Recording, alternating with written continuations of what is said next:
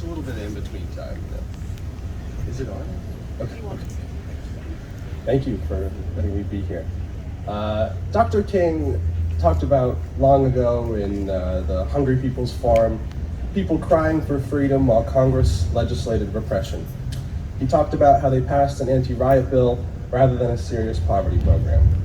He knew better than most that a Congress that proves to be more anti-Negro than anti-rat must be dismissed. What they truly advocate, he said, is socialism for the rich and rugged capitalism for the poor. He saw the triple-pronged sickness within our society of racism, war, and poverty, and knew the only way at that point in history to overturn this system of injustice was to create a solid, unified, and determined thrust to make justice a reality for all Americans. Despite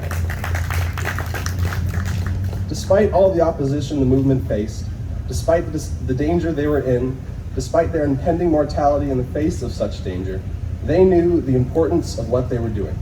They had the courage to recognize that social movements will never be easy, but are necessary. Dr. King spoke about the danger of conceding to incremental change while lacking the soul and commitment to make justice a reality for all men.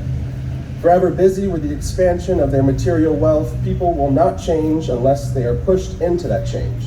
We must collectivize our struggles and the shared fire within our souls to build an unstoppable movement for a morally just world for everyone.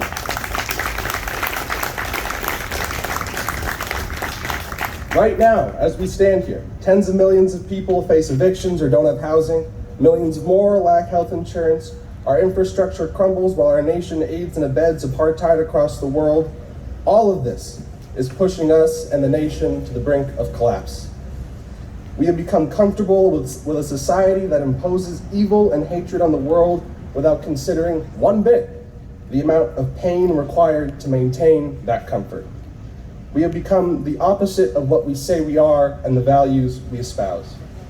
The only solution to this utter failure is to meet the needs of so many, is to use this unprecedented moment in history to create the thrust necessary to shock the system into change through that collectivized struggle, through a movement in which you and I take back the power that is owed to us.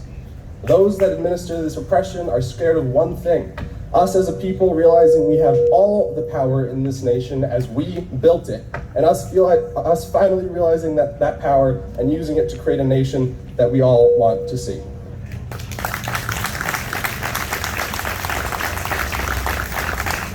Call me naive, call me a dreamer, call me whatever you wish.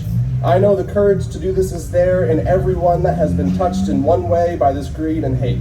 Not just because so many people have nothing to lose. Not just because our nation is nearing collapse, but because it is the right thing to do.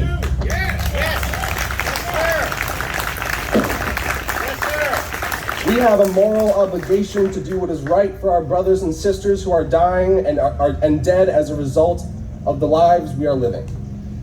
If you have a platform or a position of power and you're not using it right now to organize a mass movement of people to create the necessary momentum to bring this to a reality, you do not deserve that power. I'm making the plea to anyone listening to this who can do something, to do something. Call for a work stoppage. Make this a moment that shocks the system into change. It's possible if we do it. Our leaders are playing with our lives, gaslighting us into thinking we are thinking things are fine, getting better, etc. And it's time we say enough is enough.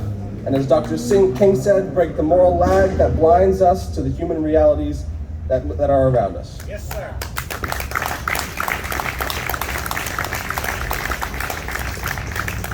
Capitalism was not built on hard work and progress, but on the exploitation of kidnapped peoples and continues to grow off the exploitation of peoples here and abroad. The way to end poverty and end the exploitation of the poor is to provide them with a fair share of the resources. If we don't do that soon, we risk the end of the country we now live in. Thank you all very much.